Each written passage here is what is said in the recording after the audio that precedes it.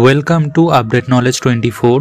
আমি এইমাত্র পিবিএসএসডি অর্থাৎ উৎকর্ষ বাংলার যে বড় লেভেল স্টাফের এক্সামটা আমি দিয়ে আসলাম। তোমরা অনেকেই কমেন্ট করেছো।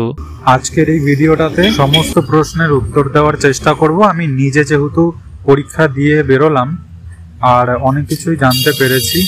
সবার প্রথমে সেন্টারে ঢুকে অ্যাডমিট কার্ডে একটা ইন্ডেক্স নাম্বার থাকবে, সেই ইন্ডেক্স নাম্বার মিলিয়ে ওখানে কিন্তু প্রিন্ট আউট করে নোটিশ টানিয়ে দেওয়া রয়েছে। ইন্ডেক্স দেখে দেখে নিজের ফ্লোর আর রুম নাম্বার কিন্তু খুঁজে নিতে হবে। তারপরে ওইখানে সময় মতন ওরাই ঢুকিয়ে দেবে। ওখানেই স্কুলের ভেতরেই ব্যাগ রাখার জায়গা রয়েছে। তোমরা বলেছো যে নেগেটিভ মার্কিং আছে কি না। আমিও জানতাম যে নেগেটিভ মার্কিং থাকতে পারে, কিন্তু পরে স্যাররাই বলে দিল ওখানকার যে পরীক্ষা দেওয়ার সময় যে ওখানে কোনোই নেগেটিভ মার্কিং থাকবে না। আর প্রশ্নপত্র খুবই সোজা এসেছিল, খুবই সহজ। এটাও কমেন্ট করা হয়েছিল আমাকে যে প্রশ্নপত্র কোন ল্যাঙ্গুয়েজে আসবে। তো প্রশ্নপত্র সবটাই পুরো ইংলিশে ছিল, খুবই ইজি কোশ্চেন ছিল। বড় লেভেল স্টাফের যে পোস্টটা ছিল সেই পোস্টটা এক বছরের জন্য কন্ট্রাকচুয়াল পোস্ট, সেটার পরীক্ষা দিয়ে এলাম।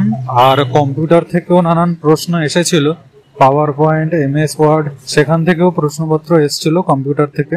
50 নম্বরের এখন শুধুমাত্র 50 নম্বরের রিটেন এক্সাম হলো, আর কিন্তু কোনো এক্সামই হয়নি।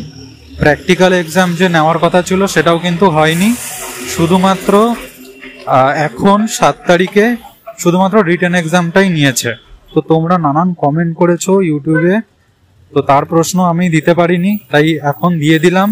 যেহেতু আমি নিজে পরীক্ষাটা দিয়ে এসেছি তাই এই ব্যাপারে আমি জানি। তো কিছু কিছু প্রশ্ন আমার এখনো মনে আছে, সেগুলো আমি বলি, তাহলে তোমরা বুঝতে পারবে যে পরীক্ষার লেভেলটা কিরকম ছিল।